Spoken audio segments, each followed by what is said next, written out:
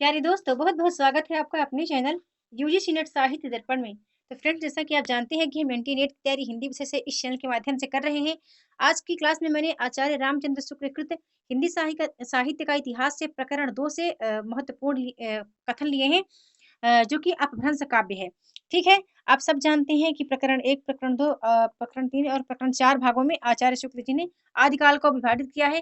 तो प्रकरण 1 की बात करूँ तो उसमें सामान्य परिचय दिया गया है, प्रकरण 2 में अपभ्रंश भाषा काव्य है। प्रकरण 3 में देश भाषा काव्य का वर्णन देखने के लिए मिलता है और प्रकरण 4 में फुटकल रचनाएँ देखने के लिए मिलती हैं। तो जो प्रकरण 4 है उससे प्रश्न आ चुके हैं, 2 प्रश्न पूछे जा चुके हैं। एक बार प्रकरण 1 से भी पूछा जा चुका है प्रश्न, जो कि 2019 में आया था, जून 2019 में, जो एग्ज़ाम 25 जून को हुआ था। तो इसलिए मैंने प्रकरण 2 से आज लिए हैं। प्रकरण 1 में ज़्यादा पंक्तियाँ तो थी ही फ्रेंड्स, उनको मैं आपको दूँगी टेलीग्राम पर, जब हम क्विज़ कर रहे होंगे, वहाँ पर उनको मैं नोट कर दूँगी और क्विज़ के माध्यम से उनका अध्ययन हम कर लेंगे। आज यहाँ हम देखते हैं प्रकरण 2 में।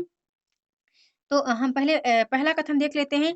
अ, पुरानी प्रचलित काव्य भाषा अपभ्रंश में नीति, श्रृंगार, वीर आदि की कविताएँ तो चली ही आती थीं। जैन और बौद्ध धर्माचार्य अपने मतों की रक्षा और प्रचार के लिए भी इसमें उपदेश आदि की रचना करते थे। ठीक है, जो इम्पोर्टेंट है, कुछ पंक्तियाँ पहले से भी पूछी जा चुकी हैं। अभी जो इम्पोर्टेंट मुझे लग रही थी फ्रेंड्स, मैंने उनको ले लिया है। ठीक है? दूसरी पंक्ति हम देखते हैं। दूसरी पंक्ति है कि अपभ्रंश की पुस्तकों में कई तो जैनों के धर्म, तत्व निरूपण आदि ग्रंथ हैं, जो साहित्य की कोटि में नहीं आती और जिनका उल्लेख केवल यह दिखाने के लिए किया गया है कि अपभ्रंश भाषा का व्यवहार कब से हो रहा है। ठीक है? ये इम्पोर्टेंट है। अगली पंक्ति हम देख लेते हैं। प्रथम सिद्ध सरापा सहज जीवन पर बल देते थे। इसी से वज्रयान शाखा को सहजयान भी कहा जाता है। ठीक है? ऐसी पंक्ति पूछ ली जाती है और ये पूछा जाता है कि ये किस प्रकरण से लिए गए हैं। ठीक है? तो आपको सबको पता है, ये प्रकरण 2 की बात हम यहाँ पर कर रहे हैं। अगला आता है कि सिद्धों ने संधा भाषा शैली का प्रयोग किया है। यहाँ पे थोड़ा-सा मिस हो गया है। संधा भाषा शैली का प्रयोग किया है। यह अंतः साधनात्मक अनुभूतियों का संकेत करने वाली प्रतीकात्मक भाषा शैली है। फिर हम देखते हैं, हमारा 5वां कथन है, गोरखनाथ ने पतंजलि के उच्च लक्ष्य ईश्वर प्राप्ति को लेकर हठ योग का प्रवर्तन किया। फिर नेक्स्ट हमारा आता है, सिद्धों का प्रभाव भारत के पूर्वी भाग में था। नाथों ने देश के पश्चिमी भागों, राजपूताने और पंजाब को अपना क्षेत्र बनाया। फिर आता है हमारा नेक्स्ट कथन आता है कि ज्यों-ज्यों काव्य भाषा देश भाषा की ओर अधिक प्रवृत्त होती गई, त्यों-त्यों तत्सम संस्कृत संकोच करने में संकोच भी घटता गया। सारंगधर के पद्यों और कीर्तिलता में इसका प्रमाण मिलता है। तो ये प्रकरण 2 से ये कथन लिया गया है। ठीक है? आप इसको याद रखिएगा, बहुत इंपॉर्टेंट कथन है। ओके? अगला कथन देखते हैं। अगला कथन है, सब बातों पर विचार करने से हमें ऐसा प्रतीत होता है कि जालंधर ने ही सिद्धों से अपनी परंपरा अलग की और पंजाब की ओर चले गए। वहाँ कांगड़े की पहाड़ियों तथा साधनों में रमते रहे। ओह! सॉरी, यहाँ साधनों होना चाहिए, टाइप मिस हो गया है फ्रेंड्स। तो साधनों में रमते रहे। पंजाब का जालंधर शहर उन्हीं का स्मारक जान पड़ता है। ऐसा आचार्य शुक्ल कह रहे हैं कि जो जालंधर हैं, नाथों में जो जालंधर माने गए हैं, तो वो कहते हैं कि जो जालंधर शहर है, तो हमें ऐसा लगता जान पड़ता है कि इन्हीं के नाम पर बनाया गया है। अब यहाँ पर मैंने एक कथन लिया है, जो कि मैंने डॉट डॉट कर दिया है। तो बता दूँ, ये कथन नेट जो जून में एग्ज़ाम हुआ था 2018 में, तो 2018 का कथन ही पूछा गया था कि प्रज्ञा और उपाय के योग से महासुख दशा की प्राप्ति मानी गई है।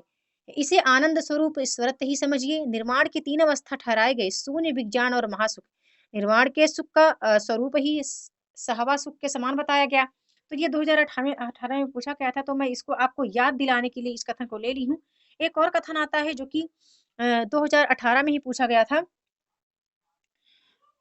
उनकी रचनाएँ सिद्धों और नाथों, तांत्रिक विधान, योग साधना, आत्मनिग्रह, श्वास निरोध, भीतरी चक्रों और नाड़ियों की स्थिति, अंतर्मुख साधना के महत्व इत्यादि की सांप्रदायिक शिक्षा मात्र है। ठीक है? ये दिया गया था कि जीवन की स्वाभाविक अनुभूतियों और दशाओं से उनका कोई संबंध नहीं, अतः वे शुद्ध साहित्य के अंतर्गत नहीं आती। ठीक है? तो ऐसा मैंने कथन फ्रेंड्स यहाँ पे लिए हैं कुछ इम्पोर्टेंट। उम्मीद करती हूँ ये वीडियो आपके लिए काफ़ी हेल्पफुल होगी।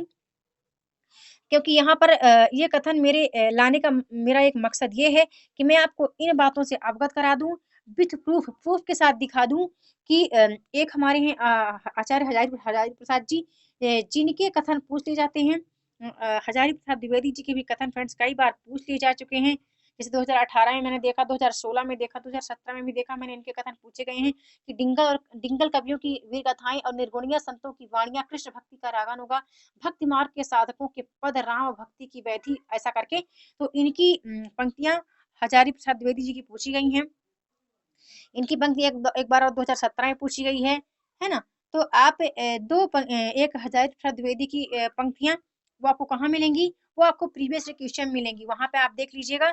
और आचार्य शुक्ल को पढ़ना आपके इम्पोर्टेंट है, तो ज्यादा आपको इधर उधर भागने की आवश्यकता नहीं है।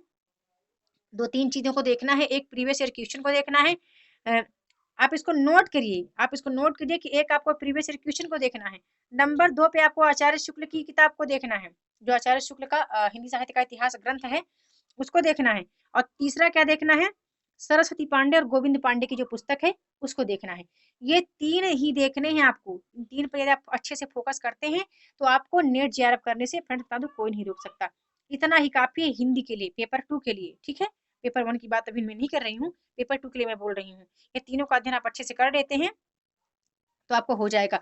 बट इनके प्रकरण 1, 2, 3 पढ़ लीजिए, क्योंकि यहाँ काफी चीजें आपको डीप भी पढ़नी होती है। मैं ऐसा नहीं कर रही कुछ शॉर्ट नहीं पढ़ी, कुछ चीजें डीप में पढ़नी पड़ेगी। तो आप उनको भी थोड़ा सा देखते जाइएगा। बट आपको तो वैसे भी समझ में आता है कि क्या क्या इंपॉर्टेंट लग रही है, कुछ तथ्य हमें इंपॉर्टेंट दिख रहे हैं। तो आपको कोई दिक्कत होती है आप मुझे कमेंट में बताइए, ना सही तो आप मुझे टेलीग्राम कर सकते हैं, ठीक है। वहां पर आपके सारे जवाब मिल जाएंगे। यदि आप चैनल पे न्यू है, वीडियोज को पहली बार वॉच कर रहे हैं, तो चैनल को सब्सक्राइब कर लीजिए, साथ साथ बेल आइकन को प्रेस कर लीजिए, ताकि मेरी सभी न्यू आने वाली वीडियो का नोटिफिकेशन आपको सबसे पहले प्राप्त हो। वीडियो के साथ बने रहने के लिए बहुत बहुत धन्यवाद।